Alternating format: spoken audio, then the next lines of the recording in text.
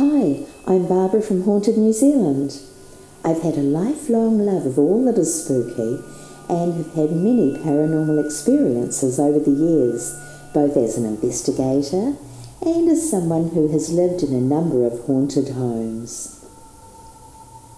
My tale from the crypt today is a true story about an event that occurred not during an investigation of a horribly haunted building, but is a recount of a very strange and unusual event that I experienced in our family home.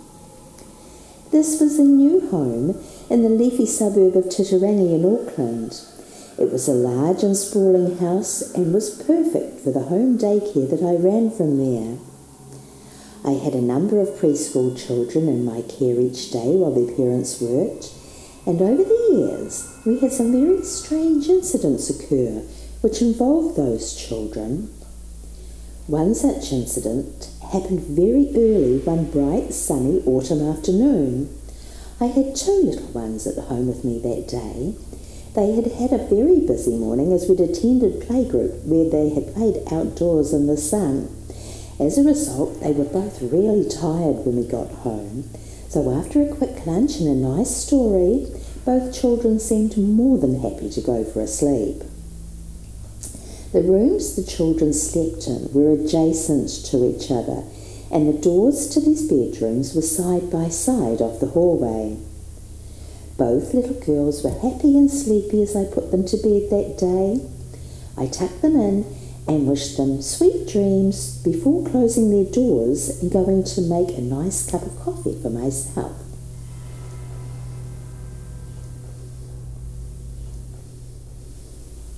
I was maybe halfway through my cup of coffee when I heard the sound of a child giggling loudly, accompanied by an odd noise which at first I didn't recognise. Rather perplexed, I walked into the hallway where the sounds were considerably louder.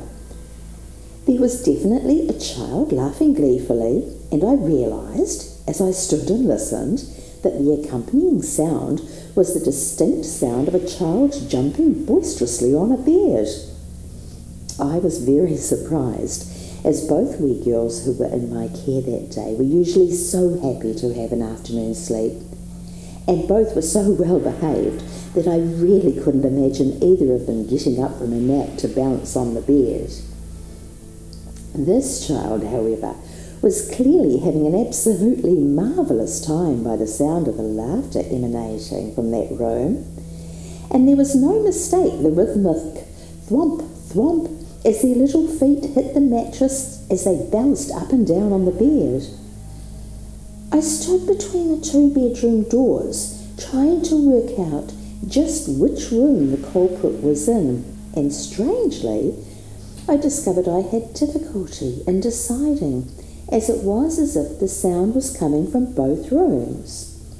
I was extremely puzzled, but opened the door closest to me, expecting to see a red-faced little imp of a child standing sheepishly on the bed. But no. The little girl inside was fast asleep. Her bed was smooth and definitely had not been bounced on. I then immediately opened the door beside it, expecting to find my culprit, perhaps having heard me open the first door and coming to the realisation that jumping on the bed was not the best choice to have made at that particular time. However, that room was also silent, with the still form of a sleeping 2-year-old also lying on her unruffled bed. And I realised the sound had stopped when I opened the first door, and now the whole house was in an almost, perhaps imagined, eerie silence. I stood in that hallway, peering into both rooms simultaneously in an attempt to find some sort of explanation for what I had heard.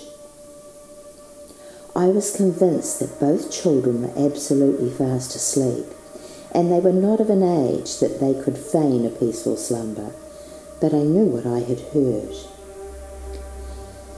As a paranormal investigator, I can now often look back at occurrences I experienced many years ago and come up with possible explanations for what I thought may have happened. This experience, however, still has me stumped. I was alone in the house with the children that day. I know what I heard, and it was so close and clear that there is no chance that the sounds were coming from outside. And I am certain that both of those little girls were absolutely asleep.